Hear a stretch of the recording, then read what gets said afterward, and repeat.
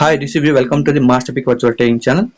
ఈ రోజు టాపిక్ వచ్చి డెరివేటివ్స్ అంటే మీనింగ్ ఏంటో తెలుసుకుందాం. డెరివేటివ్స్ అంటే ఏదో ఒక అసెట్ నుంచి డిరైవ్ అవుతాయి అనమాట. అసెట్ నుంచి డిరైవ్ అయితేనే మనకి డెరివేటివ్స్ వస్తాయి. దీనికి ఎగ్జాంపుల్ క్లియర్గా చెప్తాను, వినడానికి ట్రై చేయండి. అండ్ మన ఛానల్ ఫస్ట్ టైం విజిట్ చేసినట్టు సబ్స్క్రైబ్ చేసుకొని పక్కన బెల్ ఐకాన్ యాక్టివేట్ చేసుకోండి. ఫ్యూచర్లో ఇలాంటి వీడియోస్ మరిన్ని రాబోతున్నాయి. సబ్స్క్రైబ్ చేసుకొని పెట్టుకోండి. అండ్ ఇక్కడ మనం చూసుకుంటే అసెట్ ని డిరైవ్ చేసుకుంటూ వచ్చేదాన్ని డెరివేటివ్స్ అంటారు. ఈ డెరివేటివ్స్ ఎలా ఉంటాయని మనము రియల్ లైఫ్ ఎగ్జాంపుల్ చూద్దాం. మన దగ్గర ఒక కార్ ఉంది అనుకుందాం. కారు స్టార్ట్ అవ్వడానికి కీ కంపల్సరీ ఉండాలి. కార్ అనేది ఒక అసెట్. దీని నుంచి కీ వస్తుంది కదా, కీని తయారు చేస్తారు. ఈ కీ అనేది డెరివేటివ్స్ అనమాట. డెరివేటివ్ లో ఒక పార్ట్, ఈ అసెట్ నుంచి వచ్చిన పార్టే కీ, కాబట్టి ఇది కీ అనేది డెరివేటివ్ అవుతుంది. డెరివేటివ్స్ ఉంటాయి కదా, ఆ డెరివేటివ్స్ కి వాల్యూ ఉండదు. దాని వెనకాల ఉంటుంది కదా అసెట్ కి వాల్యూ ఉంటుంది. సపోజ్ మనకి స్టాక్ మార్కెట్ ప్రకారం చూస్తే రిలయన్స్ ఉంది కదా, ఆ రిలయన్స్ కి ఫీచర్స్ ఉంటాయి. రిలయన్స్ ఫీచర్స్ ఉంటాయి కదా, ఈ రిలయన్స్ ఫీచర్స్ కి వాల్యూ ఉండదు. ఈ రిలయన్స్ అనే స్టాక్ ఉంటుంది కదా, దీనికి వాల్యూ ఉంటుంది అనమాట.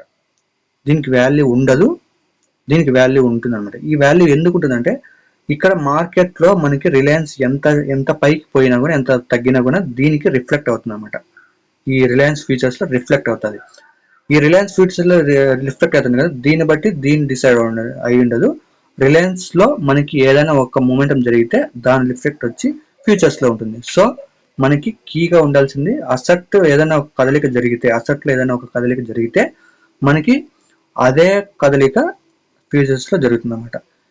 ఈ ఫ్యూచర్స్ లో జరుగుతుంది కదా, ఆ కదలికని మనకి అసెట్ లో రిఫ్లెక్ట్ అవ్వదు. సో మనకి కీ అనేది అసెట్ మాత్రమే, ఫీచర్స్ కాదు. ఇది ఒక కీ పాయింట్ గా గుర్తుపెట్టుకోండి.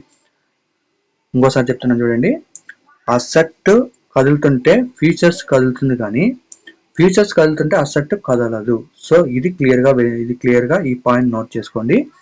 మనకి అసెట్ అనేది మెయిన్, ఫీచర్స్ అనేది దీనికి డిరైవ్ అయింటుంది. కాబట్టి ఇది ఎలా జరిగితే అది జరుగుతుంది, కానీ దీన్ని జరిగినట్టు బట్టి దేన్ని జరగదు. అది కొంచెం క్లారిటీగా వినడానికి ట్రై చేయండి.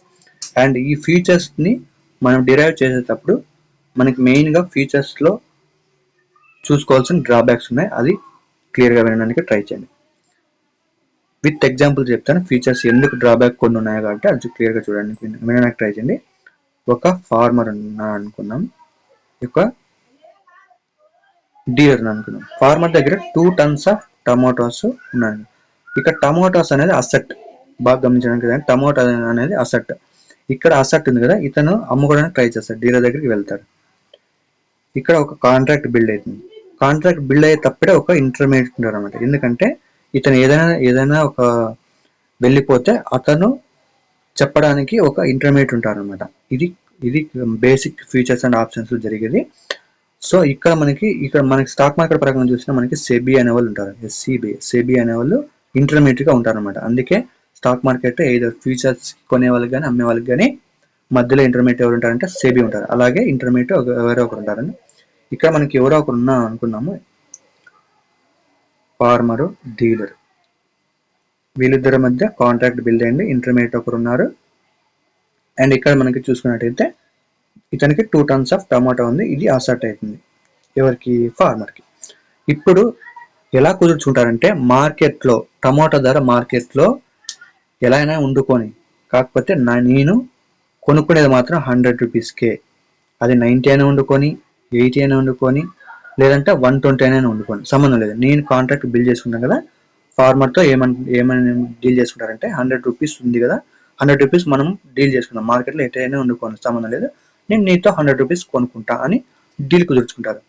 ఇక్కడ కేసెస్ చూద్దాం. ఫస్ట్ కేసు వచ్చి మార్కెట్లో 90 రూపీస్ నడుస్తుంది. ఫార్మర్ వచ్చి అతని దగ్గరికి వచ్చి, నువ్వు 100 రూపీస్ కొనుక్కుంటా అన్నావు కదా, అది కొనుక్కో అని చెప్తారనమాట. ఫార్మర్ దగ్గర ఎంత ఉన్నాయి? 2 లాట్స్ ఉన్నాయి. 2 లాట్స్ ఇంటూ 100 ఎంత? 200 రూపీస్. ఇక్కడ ఎవరు లాస్ అవుతారంటే, ఫార్మర్ గెయిన్ అవుతాడు, డీలరు లాస్ అవుతాడు. అది ఎంత లాస్ అవుతారు?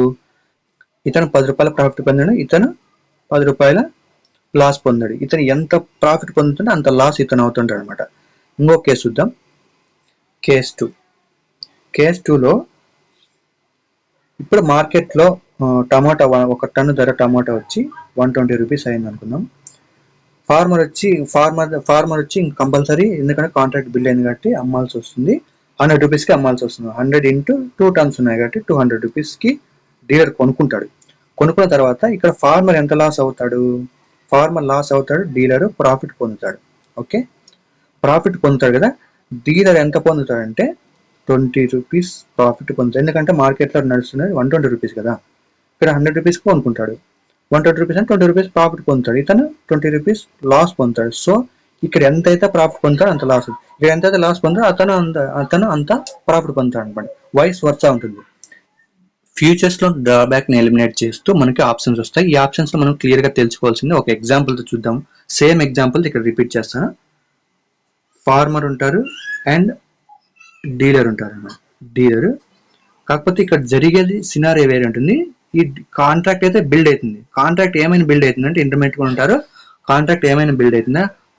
నేను కొనుక్కుండేది 100 రూపాయలు కొనుక్కుంటా, కాకపోతే నేను ఆ 100 రూపాయలు ఇవ్వను, నేను కొద్దిగా ప్రీమియం పే చేస్తాను. ఎందుకంటే నువ్వు 2 టన్స్ ఉన్నాయి కదా నీ దగ్గర, ఆ 2 టన్స్ ఎవరికి అమ్మకుండా ఉండడానికి నేను కొద్దిగా ప్రీమియం పే చేస్తా అని డీలర్ వచ్చి ఫార్మర్ దగ్గర కొంచెం ప్రీమియం పే చేస్తాడు. ప్రీమియం అంటే మనము మామూలు టర్మ్స్ లో మనము అడ్వాన్స్ అంటాము. అడ్వాన్స్ పే చేసి సపోజ్ ఒక 10 రూపీస్ ప్రీమియం పే చేస్తా అనుకుందాం ఎగ్జాంపుల్.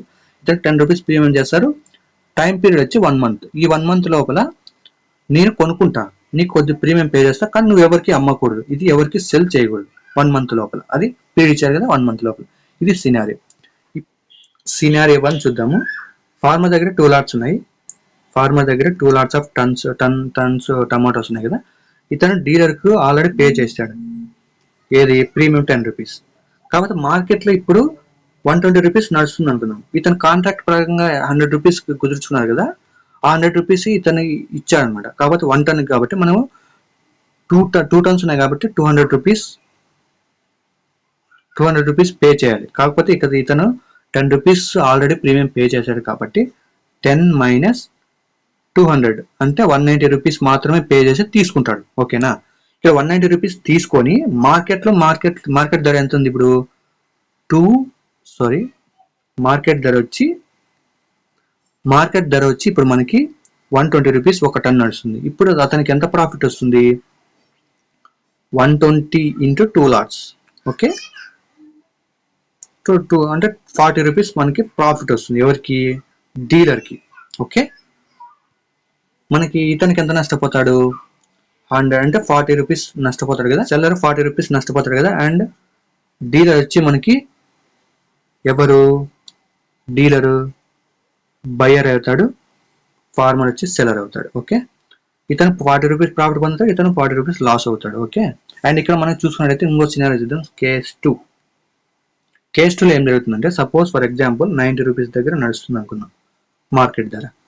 డీలర్ వచ్చి ఫార్మర్ దగ్గర రాడు. ఎందుకంటే మార్కెట్లో 90 రూపీస్ దొరికేటప్పుడు, మార్కెట్లో డీలర్కి 90 రూపీస్ ఒక టన్ టమాటో దొరికేటప్పుడు అతను 100 రూపీస్ ఇచ్చి ఎందుకు కొనుక్కోడు కదా. కానీ ప్రీమియం 10 రూపీస్ పే చేసింటారు కదా, ఆ ప్రీమియం వదులుకుంటాడు. సో ఇక్కడ మనము ఫార్మర్కి ప్రాఫిట్ 10 రూపీసే.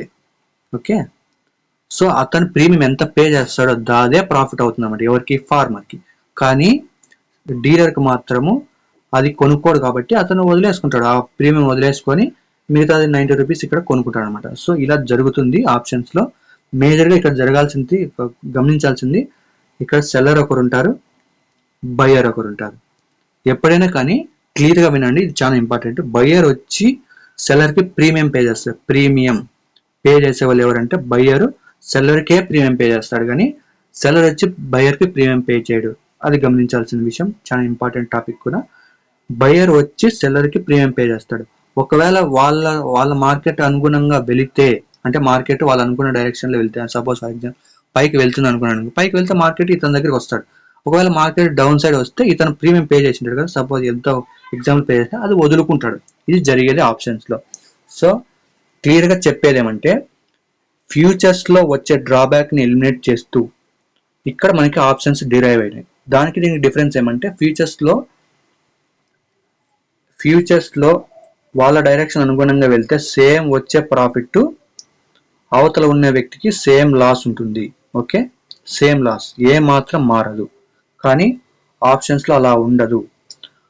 ప్రీమియం పే బయర్స్ ఉన్నారు కదా, బయర్స్ కొద్దిగా లాస్ అవుతారు, సెల్లర్స్ మాత్రం ఎక్కువ లాస్ అవుతారు అనమాట. అది సినారియో ఉంటుంది. దానికి గల కారణం వల్ల మనకి ఫ్యూచర్స్ అండ్ ఆప్షన్స్ మధ్యలో ఈ డిరైవేషన్ ఉంటుంది అనమాట. డ్రాబ్యాక్ని ఎలిమినేట్ చేస్తూ ఫ్యూచర్స్లో డ్రాబ్యాక్ని ఎలిమినేట్ చేస్తూ ఆప్షన్స్ వస్తాయి. మా ఎఫర్ట్స్ కనుక నచ్చినట్లయితే లైక్ చేయండి, సబ్స్క్రైబ్ చేయండి, మీ ఫ్రెండ్స్ అండ్ ఫ్యామిలీతో షేర్ చేయండి. Thanks for watching.